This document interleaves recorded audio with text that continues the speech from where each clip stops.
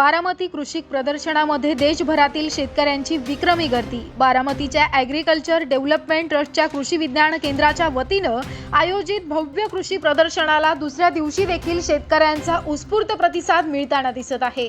प्रदर्शनाच्या दुसऱ्या दिवशी रविवार दिनांक 18 जानेवारी रोजी राज्यातील विविध जिल्ह्यांसह कर्नाटक, आंध्र प्रदेश, तेलंगणा, तामिळनाडू, हरियाणा आदी राज्यातील शेतकऱ्यांनी मोठ्या संख्येने उपस्थिती लावली। रविवारचा सुट्टीचा दिवस असल्याने सकाळी 8 वाजल्यापासून शेतकरी प्रदर्शन स्थळी गर्दी करताना दिसून आले। मातीविना शेतीचे प्रयोग, व्हर्टिकल फार्मिंग, परदेशी फळपिकं, एक खोड डाळिंब, पेरू लागवड तसेच आर्टिफिशियल इंटेलिजन्स तंत्रांवर आधारित तूर, केळी, कांदा आणि परदेशी भाजीपाला लागवड ही अत्याधुनिक तंत्रज्ञानाने पाहून शेतकरी भारावून गेले होते।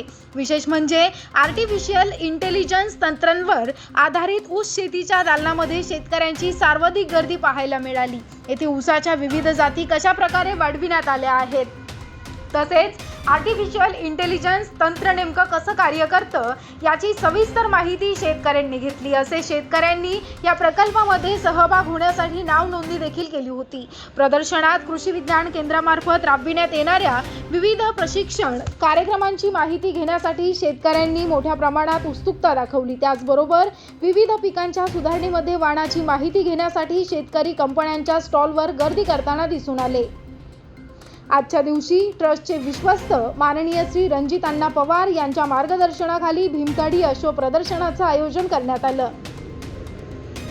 या अश्व प्रदर्शनानं उपस्थित शेतकरी आणि नागरिकांचं विशेष लक्ष वेधून घेतलं। दरम्यान माननीय डॉक्टर ललित कुमार धायगुडे, अवर सचिव कृत्रिम बुद्धिमत्ता विभाग, महाराष्ट्र राज्य यांनी कृषी प्रदर्शनाला भेट देऊन विविध तंत्रज्ञानाची पाहणी केली।